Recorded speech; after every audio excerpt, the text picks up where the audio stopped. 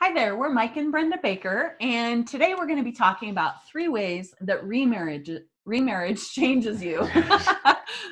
See, it tongue ties you when you do it more than once.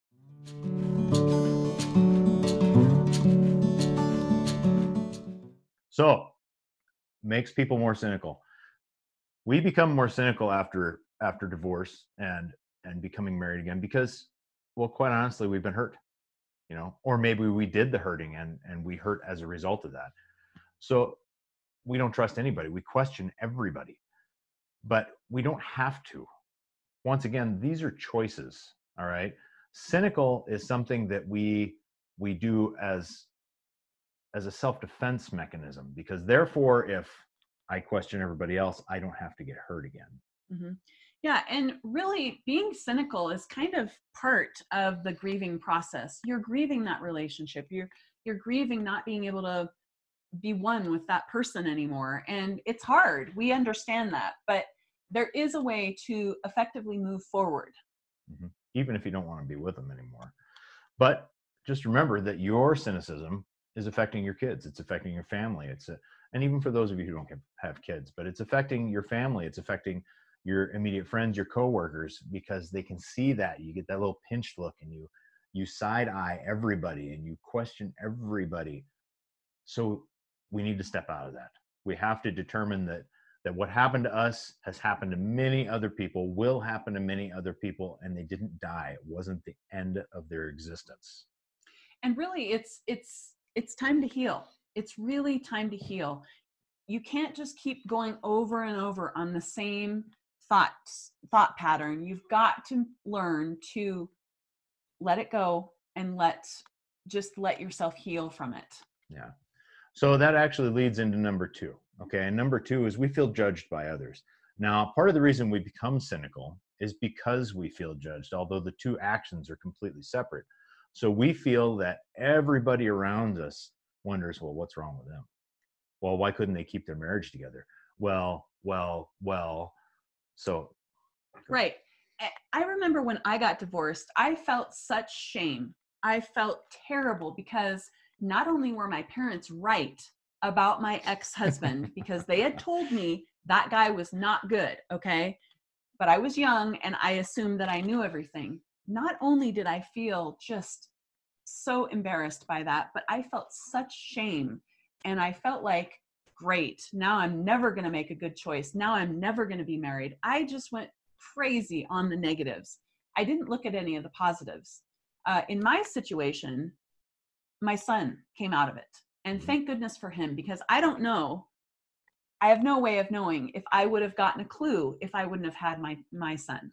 Yeah. And so good things did come from my divorce. Good things did come from my time with that guy, even though there were a lot of bad things too. But I did learn, and I was able to take my experiences and apply them and help other people to learn how to thrive in whatever situation that they're in. So it was good. So, I totally understand why people feel judged. Sometimes our parents are our biggest judges, to be perfectly honest. I came from a very dysfunctional family where I was told I was stupid almost every day of my life until I moved out. And as a result, I felt judged all the time before my divorce. And my divorce, my first marriage only confirmed to me what I already thought, that I was just the stupidest person on the planet. And therefore, by default, people had a right to judge me. So, there's so much more that goes into that and so much more healing that needs to happen. But just know, like Brenda said, it is a normal part of the grieving process. Yes, it's our own family who can judge us the most harsh, because I told you. And nobody wants to hear that. But the good old "I told you so" will never work. So don't say it to your children, okay? Please, please, please, please. Exactly. So, but moving in from there, we move into you don't trust yourself. In my situation, what happened to me was like I said before, I felt like I was never going to meet someone who was going to love my child, because I had always seen step parents not liking their step kid or just pushing them off to the side. I didn't want that for my son. He already had a crappy biological father who pretty much didn't even care. And I didn't want that for my son. I wanted more for him. But at the same time, I felt like, great, I'm bruised merchandise, if you will. How am I ever going to overcome and not make the same choice and get into the same bad marriage that I already got out of? Can you talk a little bit? Yeah. I mean, it's like she said, nobody wants to buy a bruised banana because it looks damaged. So, one of the things we discussed when we first got married, and that this segues into everything, is divorce wasn't an option for us. Okay. We had both come from terrible relationships. We had been emotionally beat, to say the least. We had drudged ourselves through the mud after we had been drudged through the mud. And, these things, we went through all these stages as well. But we had to make a conscious choice every day because, you've got things. Now you're looking at your new spouse, right? And you're thinking, well, does she think the same thing of me my last wife did? Or does he think the same thing of me my last husband did? Right. And it's really important for you to analyze what you did wrong in your previous marriage. That is a huge learning tool that both of us did prior to each other. We just didn't realize it until we started really thinking back to what we did that was so important in our time before we met each other. And even after we met each other, we really had to continue learning what we needed to do to be our best selves. Yeah. And I know there's a few of you out there thinking, well, I didn't do anything wrong, Mike. You are mistaken. Even if there was your marriage, your previous marriage broke up because of an affair, it's really important to understand that affair was lack on your part as well.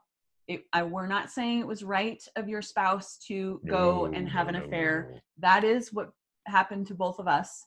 But it is very, very important for you to understand that you did things or didn't do things that you needed to do to help and encourage your spouse. Things were ignored. Things were put aside.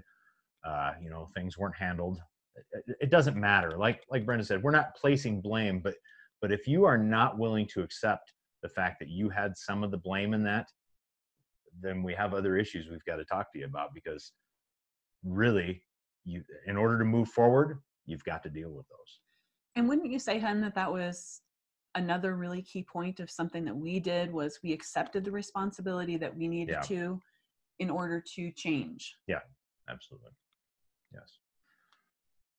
So with that, makes people more cynical. It makes you feel more judged by others, and then it makes you not trust yourself. These are all things. These are just three of the many ways that divorce and remarriage can change you, where you are beginning to question your new spouse, which is not a great foot to start on.